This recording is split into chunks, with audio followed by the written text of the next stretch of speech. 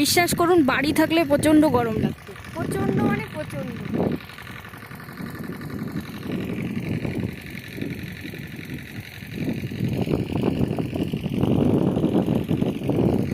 ভীষণ গরম লাগতো। একটু মানে আমার ফোনের স্পিকারটা আবার এই দিকে, আমি এই দিকে যদি কথা না বলি আমি শুনতে পাবেন না কেউ। প্রচণ্ড গরম লাগতো, বাড়িতে থাকলে প্রচণ্ড গরম লাগতো, প্রচণ্ড, বিশ্বাস করুন। কিন্তু এই যে মাঠের মাঝখানে আছি, শুধুই মাঠ, চারিদিকে শুধুই মাঠ, শুধুই মাঠ, শুধুই।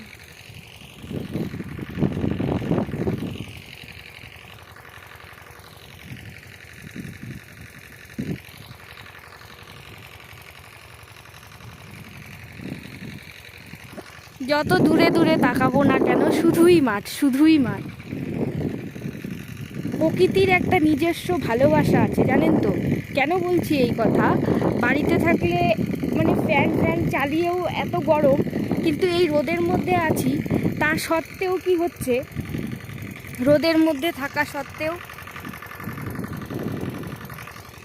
মিষ্টি একটা হাওয়া বইছে, জানেন তো। এই হাওয়াটা ভীষণ সুন্দর, ভীষণ সুন্দর। এই হাওয়াটা ভীষণ সুন্দর, একটা মিষ্টি হাওয়া দিচ্ছে, এত সুন্দর মিষ্টি হাওয়া। বলতে পারেন তৃপ্তি, তুমি এত রোদের মধ্যে দাঁড়িয়ে আছো, কিন্তু বিশ্বাস করুন খুব মিষ্টি হাওয়া দিচ্ছে। বাড়িতে সেটা পাওয়া যায় না, ভীষণ মিস করি। হ্যাঁ, এবং আমি পুরনো বাড়ি থাকতে তো এই মানে এই ঠান্ডা আবহাওয়াটা আমি মিস করতামই না।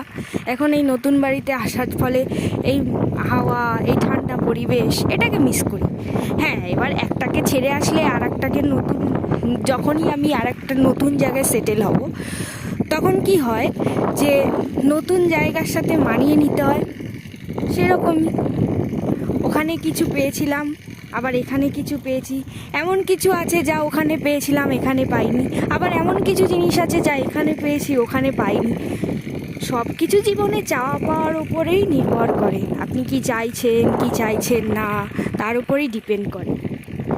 আপনি বড় কিছু জিনিস অ্যাচিভ করার কথা চিন্তা ভাবনা করলে অবভিয়াসলি তার থেকে ন্যূনতম জিনিসও পাবেন।